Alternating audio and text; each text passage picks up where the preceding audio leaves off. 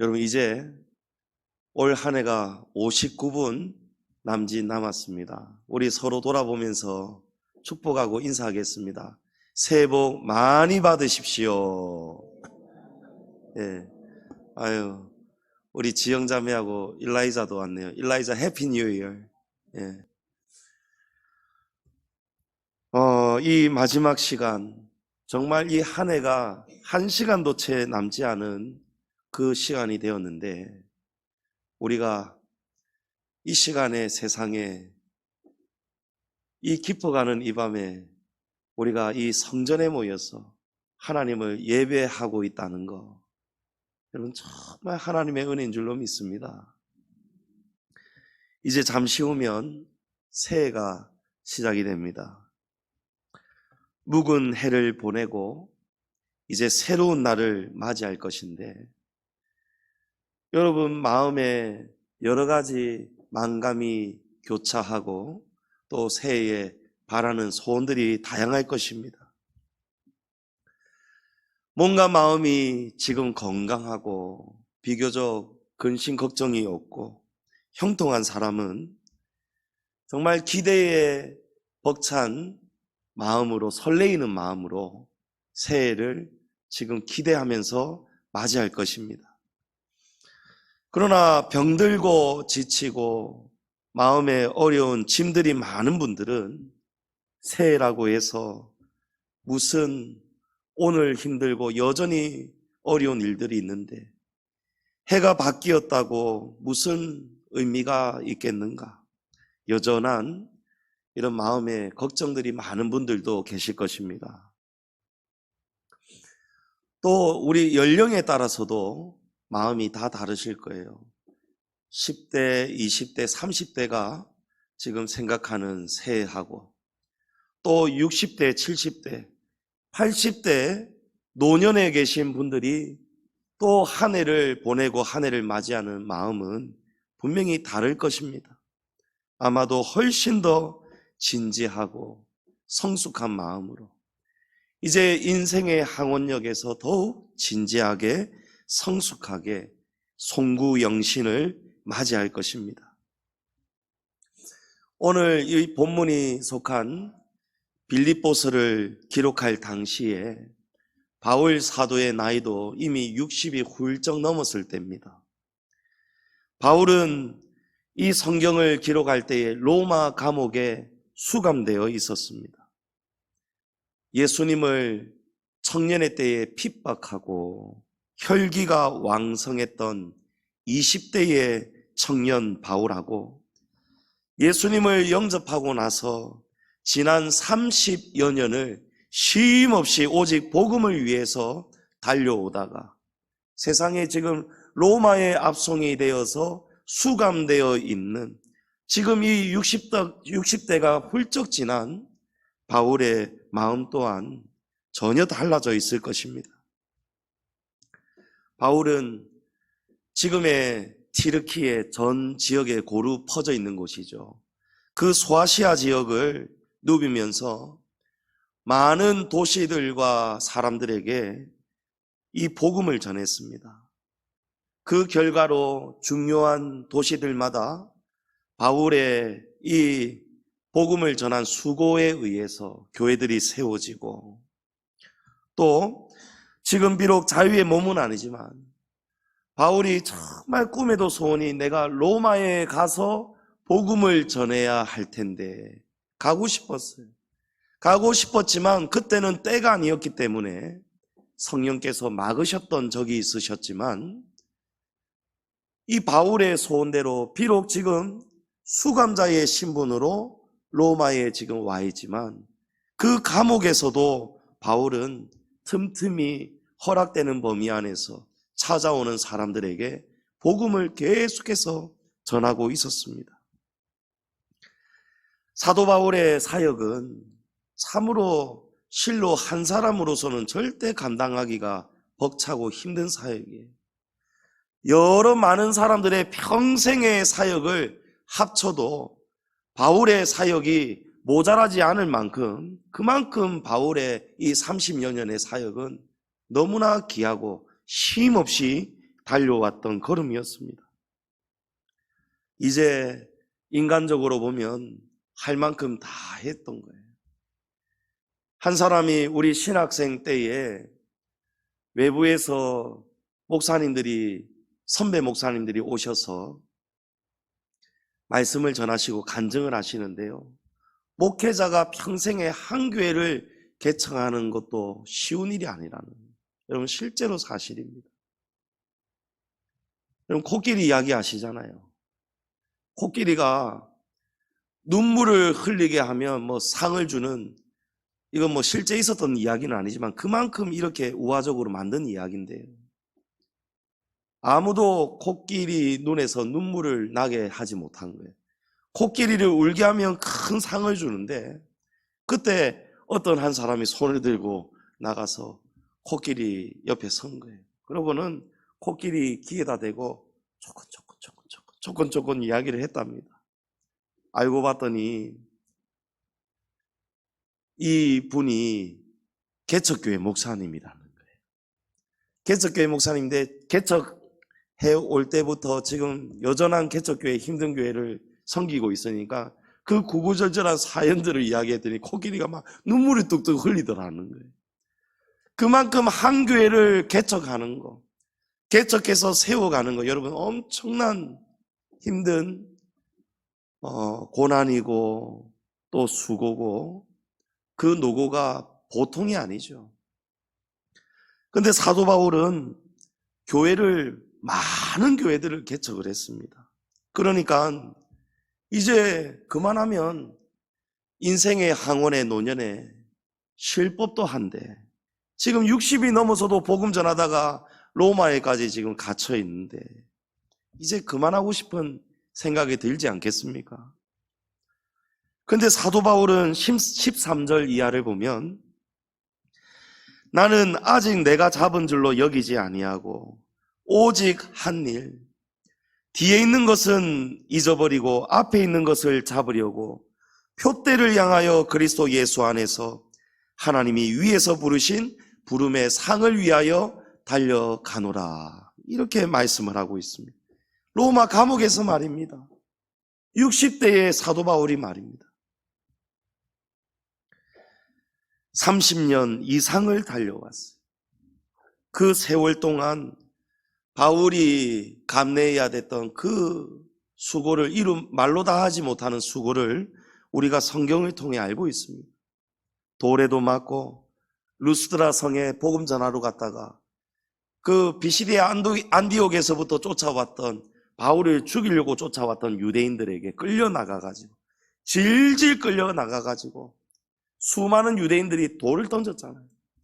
바울을 죽이려고. 그랬는데도 죽다가 살아나서 다시 끌려 나왔던 루스드라 성으로 다시 들어가서 복음을 전했어요. 채찍에도 맞고요, 태장에도 맞고, 여러 번 감옥에 갇히고, 배를 타고 가다가 배가 다 부서져서 죽다가 살아나고, 여러 날 동안 추웠었고 배고팠었고, 복음 전하러 타우루스 산맥을 넘어가다가 강도도 만나고, 그 감내한 고난과 고통 이루 다 말할 수가 없을 것입니다. 이제 그렇게 쉼없이 달려왔으니 쉴 때도 쉴 법도 하지 않겠습니까? 근데 바울은 아직도 나는 목표에 이르지 못하였기 때문에 뒤를 보지 않고 여전히 표대를 향해서 앞을 향해 달려간다라고 오늘 말씀하는 거예요. 성도님 여러분, 오늘 하나님이 위에서 부르신 그 부름의 상을 향해서 다름질을 결코 멈추지 않겠다는, 죽는 순간까지도 결코 멈추지 않겠다는 이 사도 바울의 말씀이 오늘 송구영신을 맞이하는 저와 여러분에게도 귀한 믿음의 도전의 말씀이 될 수 있기를 주의 이름으로 축원합니다. 새해를 바라보는 귀한 원동력 될 수 있기를 축복합니다. 바울 사도는 표대를 향해서, 아직 표대에 다 이르지 않았기 때문에 표대를 향해서 달려간다, 라고 합니다. 그 표대에 아직 내가 다 다르지 못했기 때문에, 남아있기 때문에 결코 멈추지 않겠다는 것이죠. 바울 사도가 말하는 표대가 무엇이겠습니까? 12절 끝부분에 이 표대가 무엇인지를 알 수 있는 말씀이 있습니다. 내가 그리스도 예수께 잡힌 바 된 그것을 잡으려고 달려가노라. 아멘. 사도 바울이 표대를 향해서 달려가는데 아직 거기에까지 미치지 못했기 때문에 나는 계속해서 달려간다라고 합니다. 그 표대가 무엇입니까? 내가 예수께 잡힌, 그리스도 예수께 잡힌 바 된 그것을 잡으려고 간다는 거예요. 그러니까 바울이 예수 그리스도에게 붙잡혀져 있는 삶, 그것이 바울의 표대라는 거예요. 13절 말씀에 보면 오직 한 일, 즉 뒤에 있는 것은 잊어버리고 앞에 있는 것을 잡으려고 달려간다라고 합니다. 우리가 이 말씀을 한글로만 우리가 읽으면은 해석이 두 가지로 나뉘어질 수가 있어요. 13절 말씀에 오직 한 일, 이 말씀을 잘못 이해하면 사도 바울이 지금까지 달려오면서 해왔던 일, 사도 바울이 이미 한 일, 마친 일, 사도 바울의 업적, 이런 것들로 우리가 이해를 할 수도 있는 거예요. 한글로만 읽는다면. 그래서 바울이 이런 말일 수가 있겠구나. 바울은 지금까지 읽어왔던 업적, 그 위대한 업적들이 많은데 이만하면 엄청난 업적을 이루었는데도 그거를 다 잊어버리고 또 앞에 일을 향해서, 남아있는 일을 향해서 달려간다. 이렇게 우리가 생각할 수도 있습니다. 그런데 원어를 직역을 하면요, 내가 하는 일은 오직 한 가지입니다, 이런 뜻을 가지고 있는 거예요. 한 가지의 일이라는 거예요. 두 가지, 세 가지, 네 가지 일이 아니고 바울에게는 오직 한 가지 일밖에 없다는 거예요. 그러므로 바울은요, 내가 예수님께 잡힌 바 된 그 한 가지, 내가 예수님께 이제 붙잡혀 있는 이 한 가지 일, 그것이 바울이 말씀하는 표대라는 것입니다. 그러니까 사도 바울은 나는 아직도 예수님께 붙잡혀 있다라는 것이죠. 예수님이 나를 놓은 것이 아니고 내가 아직도 예수님께 붙들려 있기 때문에, 주님이 내게 주신 그 일들이, 사명이 여전히 나를 붙들고 있기 때문에 나는 오직 그 한 가지 일만 생각하고 달려간다는 것입니다. 바울은 과거에는 표대가 무서웠던 사람이에요. 바울은 눈이 완전히 시뻘겋게 혈안이 돼 있었습니다. 예수님을 핍박하는 일에, 예수님의 교회를 무너뜨리고 예수님을 따르는 그리스도인들을 포박하고 체포하는 일에, 스데반 집사가 순교, 죽음당하는 일에도 사도 바울이 앞장섰던 그런 사람이었습니다. 그것이 과거에는 바울의 붙잡혀 있던 표대였습니다. 그런데 다메섹으로 가던 중에 갑자기 예수님을 만나죠. 예수님이 바울에게 나타나셨습니다. 그때부터 예수님이 바울을 사로잡으신 거예요. 바울이 예수님을 찾아간 것이 아닙니다. 예수님이 바울을 찾아오셔서 그 순간부터 예수님이 바울을 꽉 붙드시고 사로잡으신 거예요. 처음에는 바울이 큰 충격을 받았습니다. 그 강한 빛을 보고 예수님의 음성을 듣고, 바울이 그토록 믿지 않았고 부인했던 예수님이었습니다. 그 예수님이 정말 부활하셨구나, 지금도 살아계시구나, 바울이 깜짝 놀란 거예요. 그래서 여러분, 우리 믿음의 생활 중에 특히 초신자 때에 하나님을 경험하고 예수님을 인격적으로 만나고 성령에 충만하신 은혜를 우리가 체험하는 것이 정말 귀한 복인 줄을 믿으시기 바랍니다. 예수님을 그렇게 핍박하고 미워하고 교회를 무너뜨리고 그 일에 열심이었다는 거예요. 그래서 다메섹으로 말을 타고 달려가고 있었어요. 그리스도인들의 성도들을 체포해서 끌고 가려고. 그랬던 바울이 이 순간에 예수님을 만난 다음부터, 예수님께 붙잡힌 다음부터 여러분 어떤 사람이 됩니까? 진짜 예수님을 만나고 난 다음에 깜짝 놀란 거예요. 충격을 받은 거예요. 이럴 수가 있나? 벌써 십자가에 못 박혀서 죽임당했던 예수가, 목수의 아들, 요셉의 아들 예수가, 그 제자들이 시체를 도둑질해 가가지고 시체를 찾지 못하고 있는 그 예수가 정말 선지자들로부터 예언이 되어 왔던 하나님이 보내시는 하나님의 아들, 정말 메시아였단 말인가? 큰 충격을 받은 거예요. 사도 바울이 얼마나 똑똑한 사람인지 여러분 아시죠? 그 당시 때에 가말리엘이라는 최고의 교수, 학자의 수제자였습니다. 히브리인 중에 히브리인, 정통 히브리인입니다.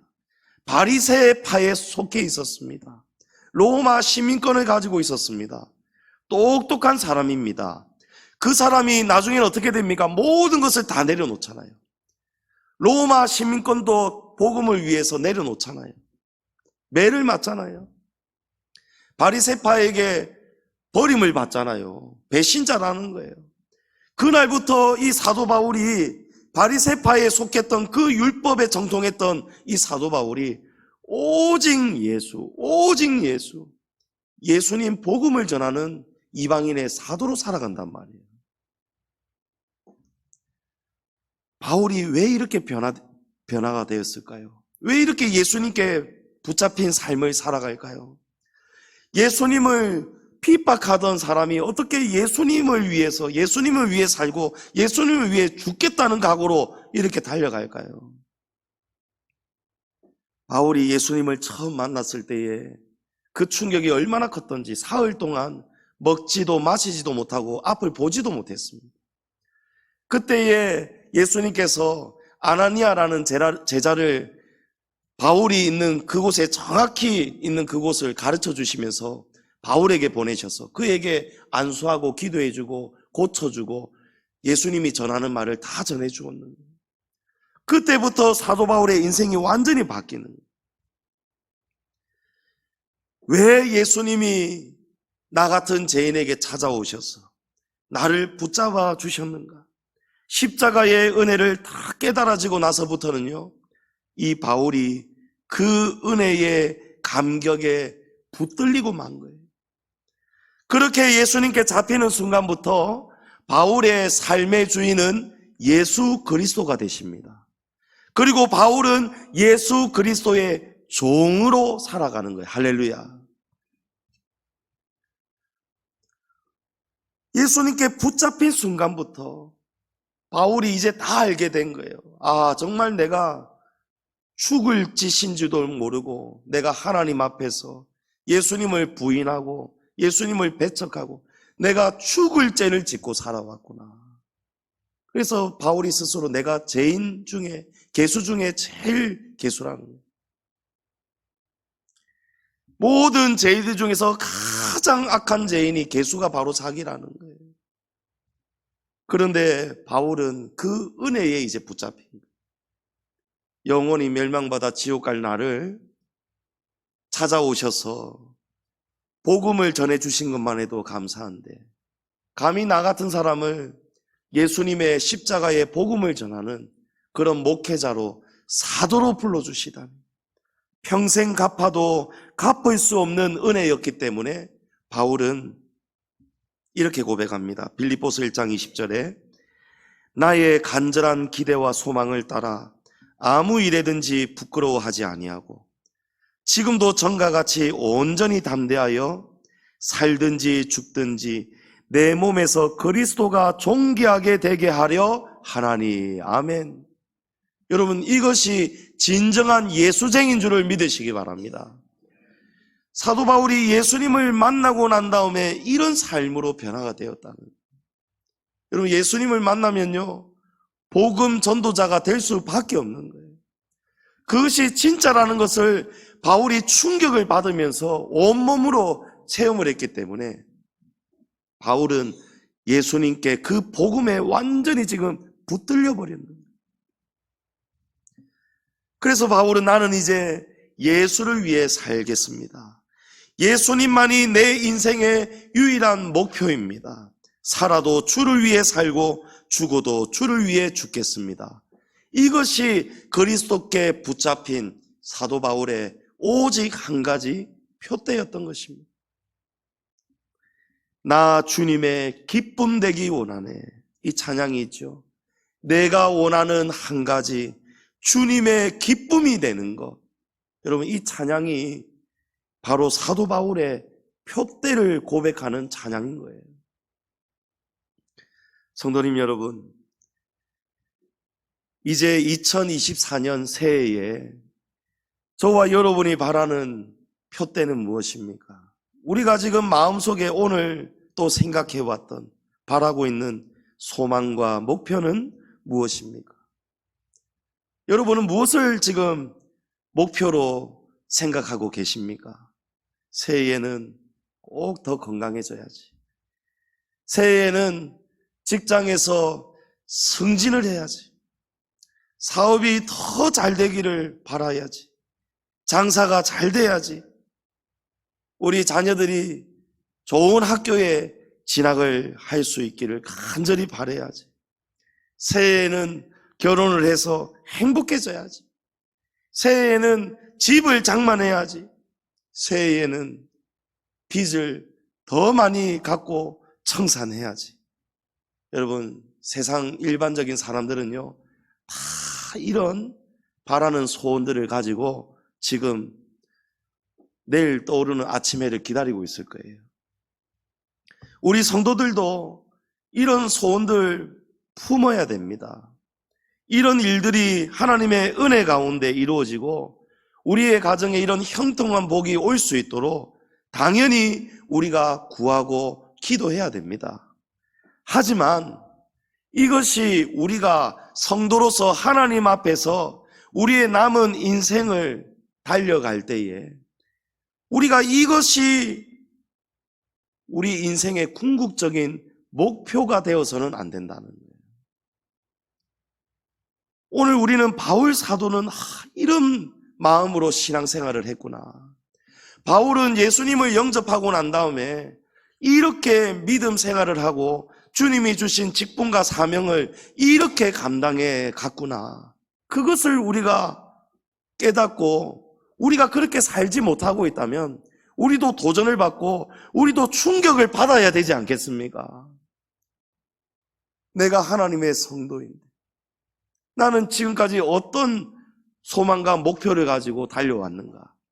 새해에도 나는 지금 하나님 안에서 너희의 시민권은 하늘에 있다는데 보이는 것은 잠깐이지만 보이지 않는 것이 영원하다라고 말씀하시는데 우리는 온통 잠시 살다갈 이 세상에만 우리의 모든 소망과 목표가 그쪽으로 향하고 있지는 않는가?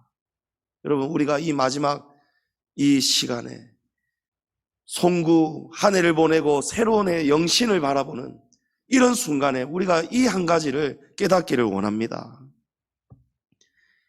바울 사도의 목표처럼 새해가 와도 변하지 않는 유일무이한 목표, 오직 한 가지 일, 예수 그리스도께 잡힌 바 된 한 해를 살아갈 수 있기를 주님의 이름으로 축복합니다. 바울만 예수님을 만난 사람이 아니잖아요. 우리에게도 예수님이 찾아와 주셨잖아요. 저와 여러분도 예수님께 붙잡힌 성도이지 않습니까? 저와 여러분도 그 은혜의 빚진 자임을 믿으시지 않습니까? 그러니까 저와 여러분도 사나 죽으나 예수님을 위해 살아야 되는 것입니다. 어떻게 하면 예수님을 기쁘시게 할 수 있을까? 어떻게 하면 나를 통해서 하나님의 영광이 드러날 수 있을까? 어떻게 하면 나를 통해서 하나님의 나라가 확장이 되고 하나님의 의가 나타날 수 있을까? 이런 일들이, 이런 생각들이 저와 여러분의 표대가 되기를 축복합니다. 여러분, 목표는 라틴어로 피니스라는 단어입니다. 그 뜻은 종말, 끝, 이런 뜻을 가지고 있어요. 라틴어에서 목표는 종말을 뜻하는 거예요. 저와 여러분이 정하는 목표도 새해에는 건강해져야지, 좋은 직장 승진해야지, 여러분 이런 소망들이, 이 목표가 사실상 본질적으로는요, 우리도 마지막하고 종말하고 관련해서 우리의 목표를 정하고 달려가야 된다는 거죠. 내 인생의 마지막 종말, 그 끝에 가서 후회하지 않는 목표가 여러분 정말 제대로 정한 목표인 줄을 믿으시기 바랍니다. 예수님도 십자가에서 마지막 숨을 거두시고 떠나시기 직전에 마지막으로 하신 몇 가지의 말씀이 있습니다만은 그 중에 하나가 다 이루었다라는 말이에요. 예수님이 목표를 이제 다 이루었다라고 하셨어요. 예수님은 어떤 순간에 무엇을 위해서 목표를 정하시고 예수님이 달려오셨다는 것입니까? 바로 이 마지막 순간이에요. 세상 사람들은 마지막 종말 죽음을 준비할 때가 올 때에 그 죽음 종말을 준비하면서 세상의 일반적인 사람들은 어떠한 삶을 준비하고 달려갈까요? 남들보다 높은 위치에 있는 사람들, 정치인들, 고위 간직자들, 남들보다 비범하고 대단한 삶을 살았던 사람들은요, 역사가 나를 어떻게 기억할까? 이 역사를 두려워합니다. 내가 죽고 난 다음에 역사의 한 장에, 한 줄에 내가 어떤 사람으로 기록이 될까? 어떤 사람으로 남을까?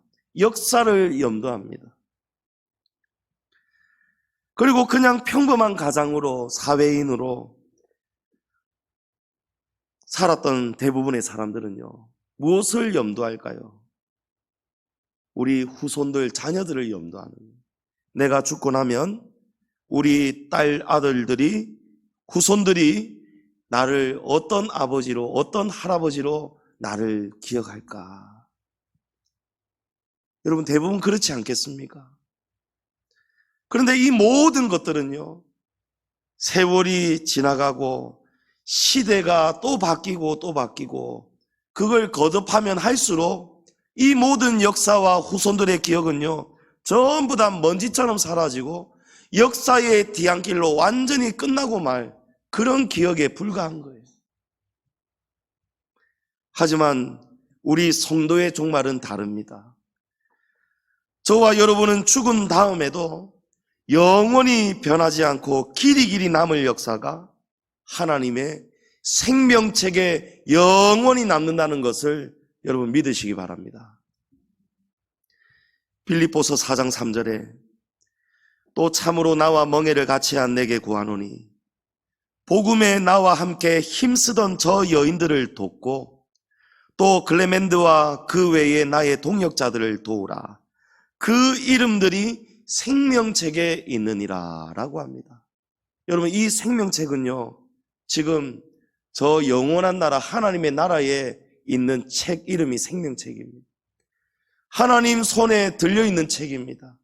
지금 이 순간에도 저와 여러분의 행적들이 그 생명책에 하나하나 기록되고 있음을 믿으시기 바랍니다.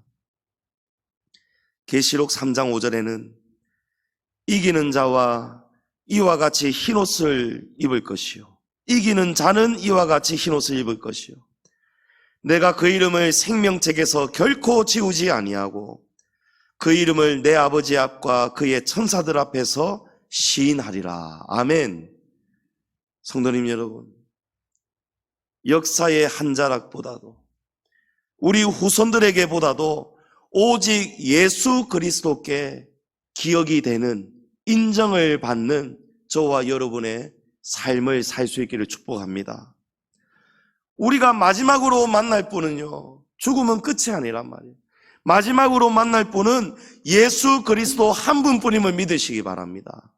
그 하나님께서 생명책에 기록된 우리의 행적을 기억하시고 하나님 아버지 앞에서 우리를 중재해 주시고 변호해 주신다는 거예요.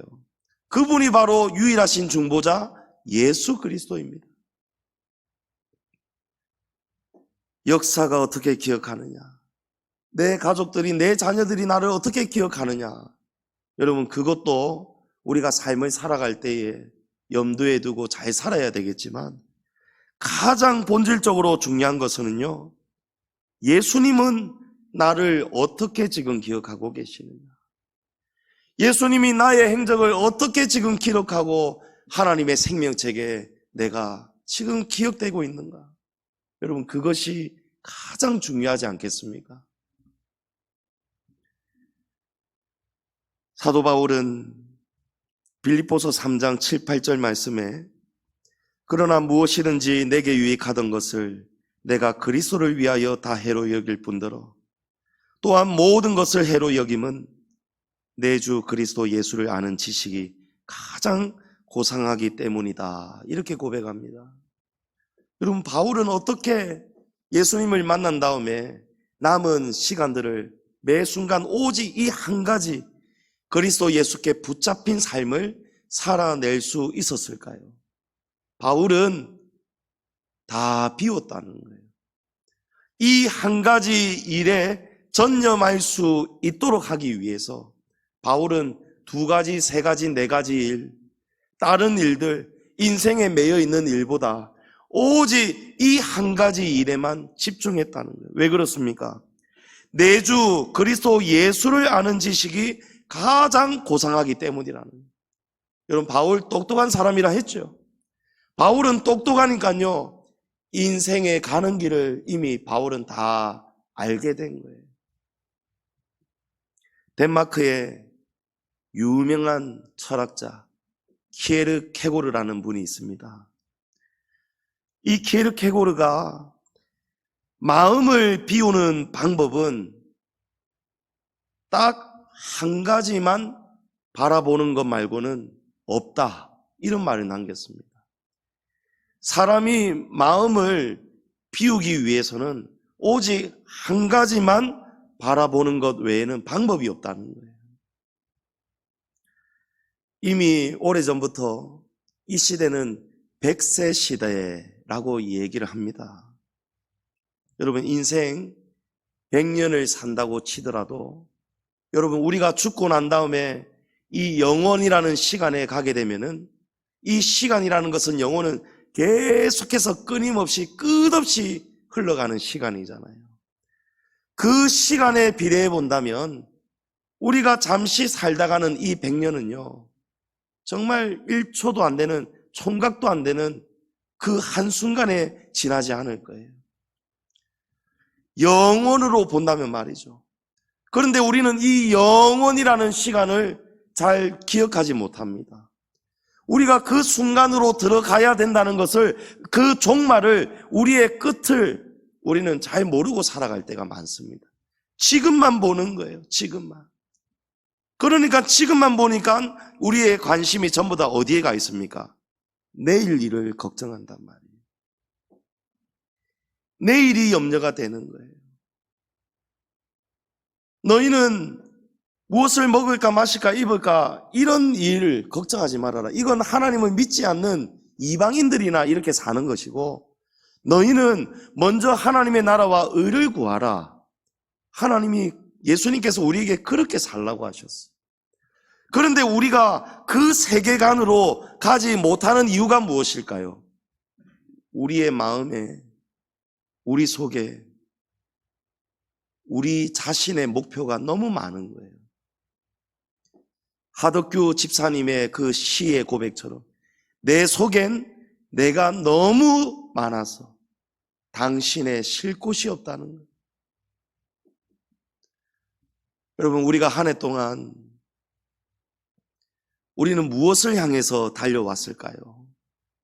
그 목표가, 여러분 예수 그리스도에 속한 목표가 한 가지라도 있었습니까? 다 대부분이 육에 속한 것일 거예요.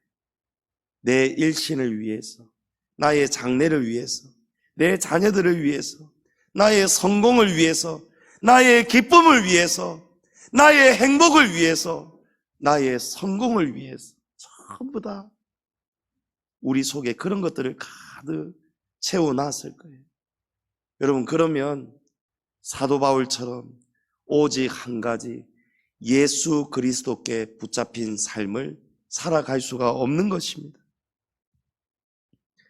한 번뿐인 인생 멋지게 폼나게 살아보겠다고 이 육신의 만족을 위해서만 수많은 목표들을 수정해가면서 달려간다면 여러분, 나중에 죽고 나면 우리의 결과가 어떻게 될까요?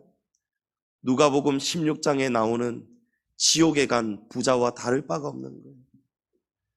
그 부자처럼 우리는 후회가 많을 것입니다. 우리가 하나님 나라에 가겠지만 부자는 예수님을 영접하지 않았기 때문에 지옥에 간 거잖아요. 그러나 우리가 하나님의 나라에 가더라도 천국에 반열이 있다라고 했습니다. 여러분 믿으시죠? 천국에 상급이 다르잖아요. 해와 달과 별의 상급이 다 다른다는 거예요. 별도 수많은 별들이 있잖아요. 별과 별들의 상급도 다 다르다는 거예요. 여러분, 하나님을 사랑하는 만큼 예수님께 붙잡히면 그 붙잡힌 강도가 우리 다 다르지 않습니까? 예수님께 바울처럼 꽉 붙잡힌 만큼 지금 바울이 영생의 나라에서 누리는 그 복처럼 저와 여러분도 놀라운 생명의 면류관의 복을 누리게 될 줄은 믿습니다. 바울은 이 짧은 한 번 살다 가는 인생에서 이 인생을 살아갈 때 모를 때에는 다른 목표를 정하고 살아왔어요. 그러나 예수님을 진정으로 만나고 영생의 비밀을 알게 된 다음부터는요, 오직 한 가지 일만 향해서 달려갔다는 거예요. 가장 중요한 일입니다. 바울이 생각하는 그 오직 한 가지 일은요, 우리 인생에서 가장 중요한 일입니다. 생명을 걸어도 후회하지 않을 일입니다. 마지막에 가서 큰 소리치며 기뻐할 수 있는 일인 줄을 믿으시기 바랍니다. 영원히 후회가 남지 않을 인생 최고의 목표, 여러분 예수 그리스도께 붙잡힌 삶을 살 수 있기를 축복합니다. 바울은 14절에 자기가 세운 이 목표를 완주하기 위해서 표대를 향해서 달려간다라는 표현을 쓰고 있습니다. 여러분, 이 표현을 보면요, 이 달리기 경주에 있는 결승선이 떠오르지 않습니까? 올림픽에서 100m 달리기, 이 단거리 육상 종목에서 선수들이 마지막 결승선, 이 선을, 그 한 줄 선을 누가 먼저 넘느냐를 두고 전력 질주를 하잖아요. 전력 질주 달리기를 합니다. 예선전을 거치고 난 다음에 마지막 결승전, 이 결승전에는 세계 각국의 인간 총알처럼 굉장히 빠른 네로라는 선수들이 다 포진해 있습니다. 그러니까 전부 다 발이 빠른, 세계적으로 발 빠른 사람들이 다 모여서 경쟁을 하니까 마지막에 결승선 그 한 선을 넘을 때에, 어떤 때에는요, 누구 발이 먼저 넘었는지를 과거에는 눈으로 확인해야 되기 때문에 확인이 애매하거나 오판되거나 이런 경우들이 많았어요. 그런데 지금은 과학이 이기가 발달하면서 초저속 카메라가 있어가지고 비디오 판독을 합니다. 그래서 선수들이 마지막 결승선을 통과할 때에 누구의 발이 먼저 지나갔는지도 볼 수 있지만, 그것보다도 이 마지막 순간에 이 선수들이 딱 이렇게 뛰는 이 장면이 얼마나 천천히 수만 장의 프레임을 통해서 생생하게 우리에게 전달이 됩니까? 그때의 마지막 결승선을 향해서 달리게 하면서 마지막 최후의 전력 질주하는 그 선수들의 표정을 보면은요, 거기서 땀 한 방울 한 방울이 다 보이고요, 얼굴 표정, 죽으라고 심장이 터지라고 이러면서 막 뛰는 이 표정도 보이고, 팔 동작, 다리 동작, 눈 동작, 간절한 염원, 바람, 모든 한이 맺혀 있는 그런 모든 것을 우리가 실감나게 다 보지 않습니까? 그들의 표정이 얼마나 진지합니까? 마지막 힘을 다해 달려가잖아요. 여러분, 그 순간인 거예요.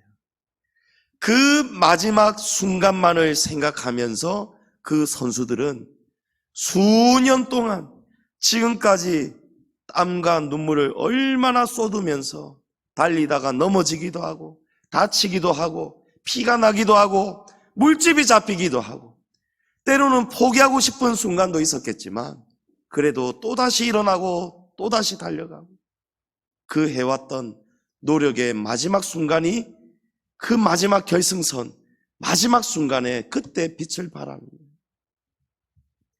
지금 바울이 그 심정을 말하는 거예요. 바울이 지금 어디에 있습니까? 로마 감옥에 갇혀 있습니다. 좁은 감옥에서 바울이 달릴 수 있으면 얼마나 달릴 수 있겠습니까? 그 안에서 예수님께 잡힌 바 된 그 목표를 향해서 바울이 달려갈 수 있는 일들, 할 수 있는 일들이 얼마나 되겠습니까? 언제 풀려날지도 모릅니다. 못 풀려나고 이대로 죽을지도 모릅니다. 나이는 이미 60이 훌쩍 넘었습니다. 바울의 육체에는요, 여전히 바울을 괴롭히는 육체의 가시도 여전히 그 감옥 속에 바울 육체에 그대로 있는 거예요. 그런데 바울이 오늘 우리에게 이 말씀을 한단 말이에요. 그 속에서도 나는 마지막 죽을 힘을 다해서 다름질하는 그런 인생을 나는 지금도 살아가겠다는 거예요. 나는 아직도 그 표대에 이르지 않았다는 거예요. 그래서 나는 오직 한 가지 일을 향해서 나는 달려가겠다는 거예요.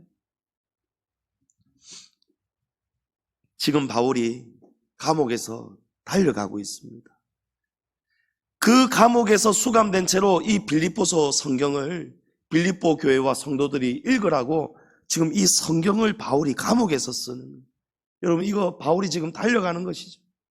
예수님을 위해서 예수님께 붙잡혔기 때문에 바울이 개척했던 교회를 놓지 못하는 거예요. 바울이 전도해 왔고 양육해 왔던 교회와 성도들을 놓지 못하는 거예요. 여러분, 당시 감옥 안에 전등이 있었겠습니까? 불이 없어요. 지금처럼 들면 나오는 펜이 있었겠습니까? 바로 쓸 수 있는 이런 좋은 종이들이 있었을까요? 하나도 없었습니다. 그리고 바울은요, 본래 이 큰 빛을 보고 난 다음에 그렇게 됐는지 우리가 확인할 길은 없지만 바울은 시력이 굉장히 약십니다. 그래서 큰 글자로 써야 알아보는 그런 사람이 바울이에요. 그래서 평소 때에 바울이 다른 서신을 쓸 때, 감옥에 없을 때, 밖에 있을 때는요, 바울이 불러주는 대로 동역자가 대피를 해줬습니다. 그런 다음에 마지막에 가서 바울이 이 글은 나 바울이 쓰는 것이다. 내가 이렇게 크게 글자를 쓰고 있다.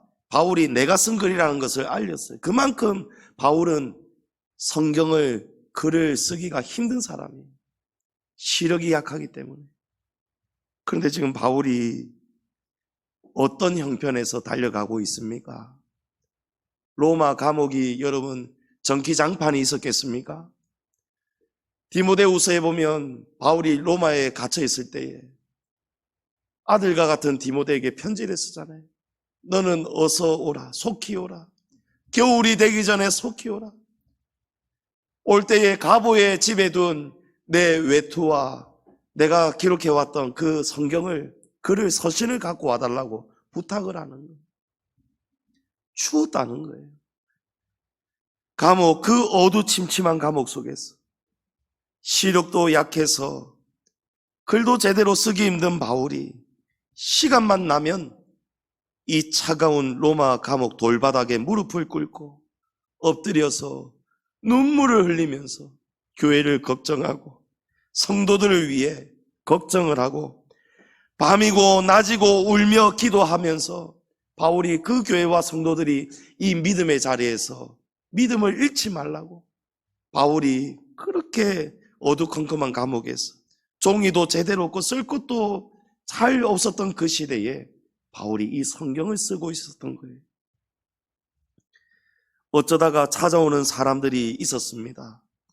그때에 바울은요, 갇혀있는 몸으로도 힘을 다해서 그 부류들을 향해서 예수 그리스도 복음을 전했습니다.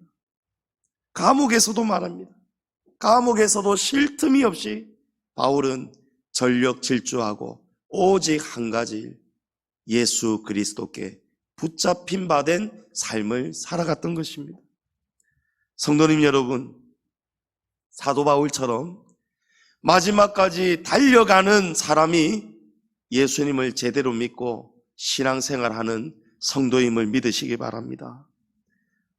우리는 신앙생활 지금 어떻게 하고 있습니까? 여러분, 한 해를 그리스도 예수께 붙잡혀서 뜀박질하고 달려오셨습니까? 수고 많이 하셨습니다. 새해에도 여러분 잘 달려갈 수 있기를 축복합니다. 혹시 기어 오시거나 걷거나 아니면 힘들다고 딱 가만히 섰던 적은 없습니까? 이런 우리의 자신을 오늘 사도 바울의 삶을 통해서 잘 돌아볼 수 있기를 축복합니다. 바울에게 있는 몸의 가시가 우리에게도 있을 수 있습니다. 하지만 바울은요, 그 가시가 있어도 그 연약한 부분을 가지고 바울은 또 달려갔다는 거예요. 나는 몸이 연약해서 나이가 많이 들어서 나는 시간이 없어서 나는 무릎이 아파서 나는 여러 가지 이런 사정들 때문에 나는 이제 못 달려가겠습니다. 여러분, 그런 신앙은 신앙생활이라 할 수가 없다는 거예요. 바울은 지금 60이 넘었는데도 여전히 더 달려갈 것을 다짐하고 있습니다. 성도님 여러분, 바울이 내게 능력 주시는 자 안에서 내가 모든 것을 할 수 있다라고 했습니다. 우리의 힘만 가지고는 못 달려갑니다. 그러나 우리가 바울처럼 하나님, 우리도 한 가지 일을 위해서, 예수 그리스도의 복음을 위해서 새해에도 우리 양지중앙교회가, 우리 성도들이 달려가겠습니다 라고 한다면 새해에도 우리에게 하나님께서 잘 달려갈 수 있도록 힘과 능력을 부어 주실 것을 믿습니다. 누가 우리가 달려가겠다는데, 우리가 주를 위해 살고 주를 위해 죽겠다는데, 예수님을 믿고 붙잡힌 삶을 살겠다는데 누가 우리를 말릴 수 있겠습니까? 누가 우리를 가로막을 수가 있겠습니까? 바울을 보십시오. 아무도 못 말리잖아요. 우리 마지막으로 로마서 8장 35절부터 39절 말씀을 다 같이 봉독하고 제가 말씀을 마치겠습니다. 함께 읽겠습니다. 누가 우리를 그리스도의 사랑에서 끊으리요? 환난이나 공고나 박해나 기근이나 적신이나 위험이나 칼이랴. 기록된 바 우리가 종일 주를 위하여 죽임을 당하게 되며 도살당할 양같이 여김을 받았나이다 함과 같으니라. 그러나 이 모든 일에 우리를 사랑하시는 이로 말미암아 우리가 넉넉히 이기느니라. 내가 확신하노니 사망이나 생명이나 천사들이나 권세자들이나 현재일이나 장래일이나 능력이나 높음이나 깊음이나 다른 어떤 피조물이라도 우리를 우리 주 그리스도 예수 안에 있는 하나님의 사랑에서 끊을 수 없으리라. 할렐루야. 아멘. 성도님 여러분, 하나님의 사랑에 붙들려 있는 거룩한 존재가 저와 여러분인 줄을 믿으시기 바랍니다. 누가 우리가 달려가겠다는데 우리를 막아서고 꺾을 수 있겠습니까? 어디 우리의 발목을 붙들고 늘어질 대상이 누가 있단 말입니까? 우리에게 능력 주시는 하나님이 계시기 때문에 우리가 새해에도 우리 교회가 넉넉히 모든 것을 감당하게 될 것을 믿습니다. 새해에 바울이 승리한 것처럼 우리도 오직 이 한 가지 일을 향해서 힘차게 달려가시고 승리하는 복된 2024년 새해를 여러분 다 맞이하시기를 주의 이름으로 축복합니다.